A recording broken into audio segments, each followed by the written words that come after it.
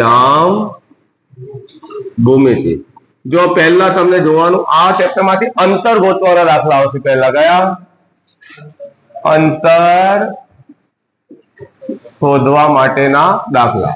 અંતર શોધવા માટેના દાખલા જરા ધ્યાન દેજો કમ્પ્લીટ। પહેલા કયા દાખલા આવશે? પહેલા જો દાખલા કે તમને કીધું હોય કે 0.3 અને -4 વચ્ચેનું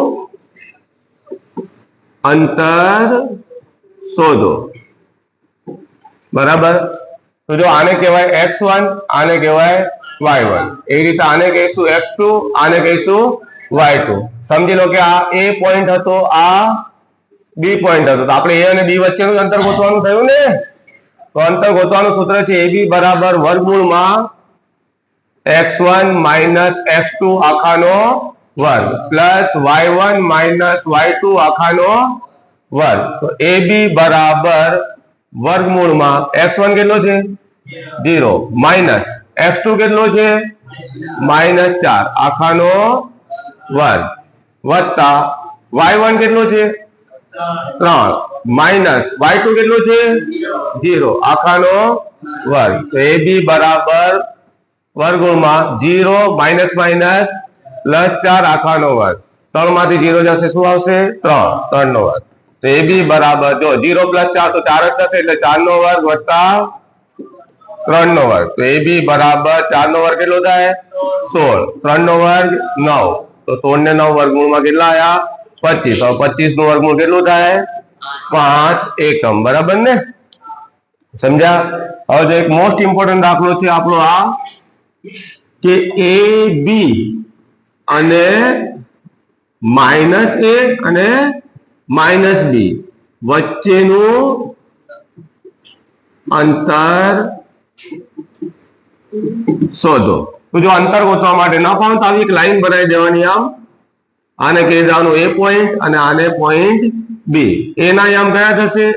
a b। આ કોના યામ થશે? b ના। કયા છે? -a -b। આપણે a અને b વચ્ચેનું અંતર ગોતવું છે, તો અંતર ગોતવાનું સૂત્ર શું હતું? ab બરાબર વર્ગમૂળમાં x1 - x2 આખાનો વર્ગ વત્તા y1 - y2 આખાનો વર્ગ। હવે જો આને x1 સમજવાનું, આને y1, આને x2, આને y2। તો ab બરાબર વર્ગમૂળમાં x1 કેટલો છે? a, પછી માઇનસ x2 કેટલો છે? -a આખાનો વર્ગ। એવી રીતે અહીંયા y1 કેટલો છે? b માઇનસ y2 કેટલો છે? -b આખાનો વર્ગ। તો ab બરાબર વર્ગમૂળમાં a માઇનસ માઇનસ કેવો એ થઈ જશે? પ્લસ a આખાનો વર્ગ। એવી રીતે અહીંયા b minus minus plus b આખાનો વર્ગ। તો ab બરાબર વર્ગમાં a વત્તા a એટલે શું થાય?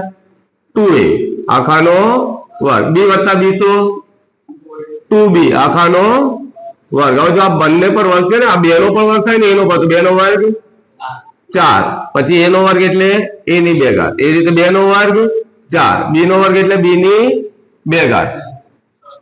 તો જો ab બરાબર વર્ગમૂળમાં આ બંનેમાં શું કોમન છે? 4। તો 4 ને આપણે કોમન લઈ લઈએ, તો 4 બહાર આવી ગયો, તો અંદર શું રહેશે? a નો વર્ગ વત્તા બીજા અહીંયાથી બી 4 બહાર આવી ગયો, તો શું રહેશે?